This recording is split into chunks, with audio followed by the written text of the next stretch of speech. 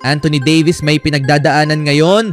Jason Tatum mapapaaga ang pagbabalik at hinaharap ni Jackson Davis sa Warriors naging malinaw na ngayon. Nakuha ng Dallas Mavericks si Anthony Davis nung nakaraang season sa controversial na trade para kay Luka Doncic mula sa Los Angeles Lakers nung Pebrero. Sa kanyang unang laro bilang Maverick laban sa Houston Rockets, agad siyang na-injure, nagtamo ng adductor strain.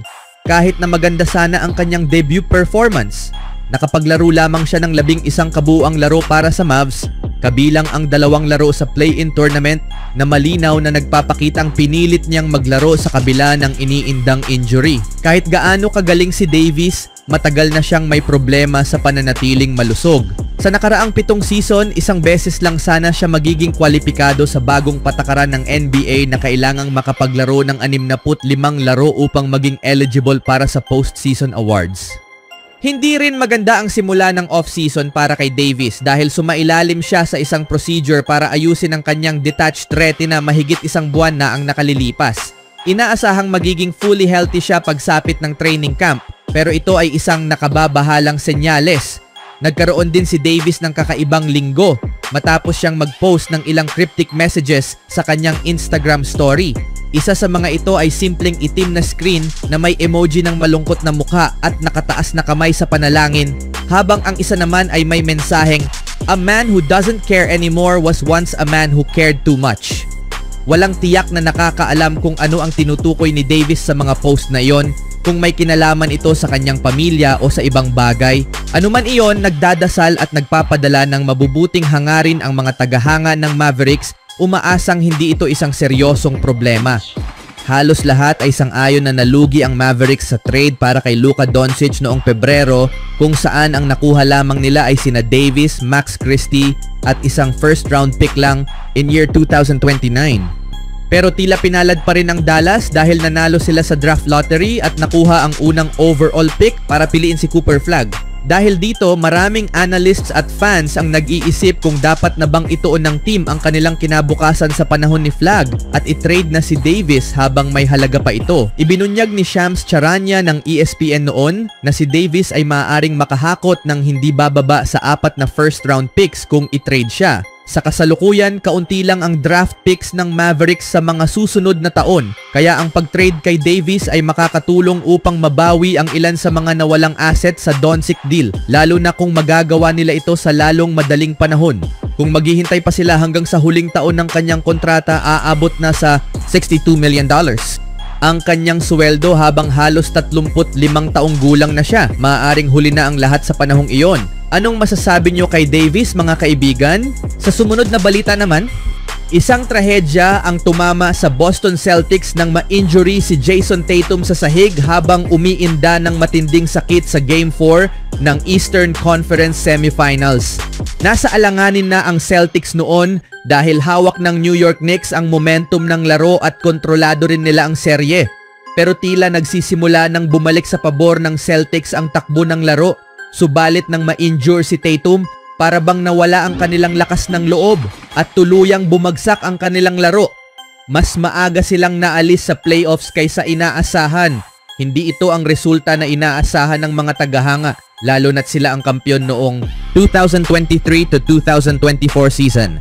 Pagkatapos i-anunsyo na mamimiss ni Tatum ang malaking bahagi ng darating na season, agad na nagsimula ang usapan tungkol sa posibilidad ng rebuild dahil naniniwala ang marami, maging mga analysts, na kailangan si Tatum para muling maging banta ang Celtics sa Eastern Conference. Bagamat may katotohanan ito sa isang banda, nakakuha rin ang Celtics ng ilang maayos na players na makakatulong sa kanilang pagbabalik at pagbuo para sa kinabukasan.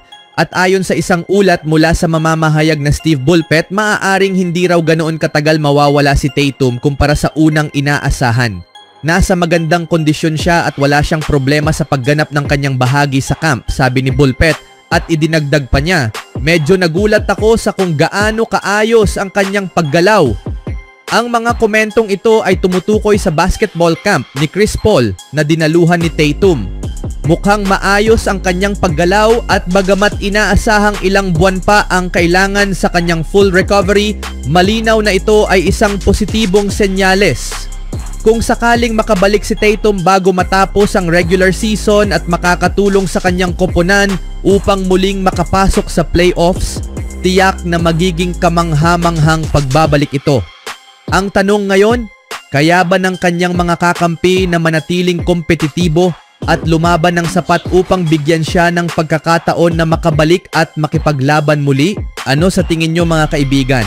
Sa ibang balita naman, habang ang Golden State Warriors ay patuloy na bumubuo ng roster sa paligid ng kanilang veteranong core ngayong off-season, nakatutok ang lahat ng mata sa tanong kung makakakuha ba sila ng isang sentro na makakatulong upang balansehin ang kanilang depensa sa ilalim. Bagamat maraming chismis ang umiikot tungkol sa veteranong sentro na si Al Horford at ang papel na maaari niyang gampanan sa tabi ni Quinton Post, tila na pag-iwanan sa usapan ang batang si Trayce Jackson Davis. At sa pamamagitan ng katotohanan ito, malinaw na ipinapakita ng organisasyon na maaaring tapos na ang kanyang pagkakataon. Maaaring tapos na ang panahon ni Trayce Jackson Davis sa Warriors. Si Jackson Davis, 25 taong gulang, ay pinili ng Golden State bilang ika-57th overall pick in 2023 NBA Draft, kung saan maganda ang kanyang naging performance bilang rookie at isang boto na lang ang kulang upang mapasama siya sa All-Rookie Second Team.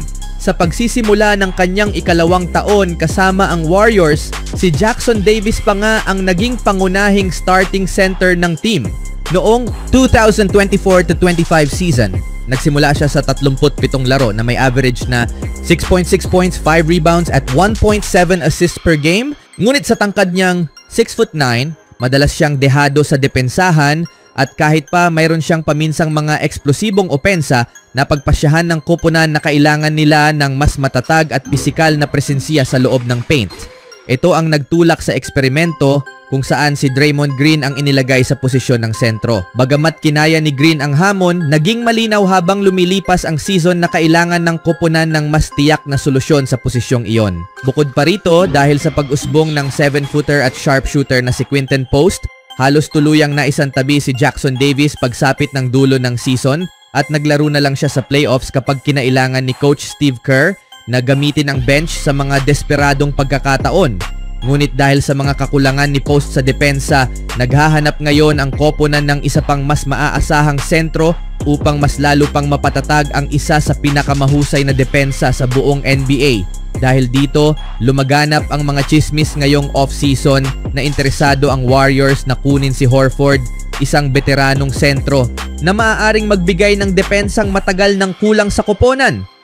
Ngunit kung sina Post at Horford na ang magiging itinalagang duo sa posisyong 5 para sa darating na season, napakaliit o halos walang pagkakataon si Jackson Davis na makakuha ng playing time na mas lalo pang naglalagay sa kanya bilang end of the rotation na manlalaro para sa Warriors dahil sa posibilidad na mayroon pang trade value si Jackson Davis, lalo na bilang isang dynamic na lob catcher at rebounding specialist. Bilang posibleng power forward, maaaring magdesisyon ang Warriors na i-trade siya imbes na ipagpatuloy ang kanyang pagkakabaon sa bench.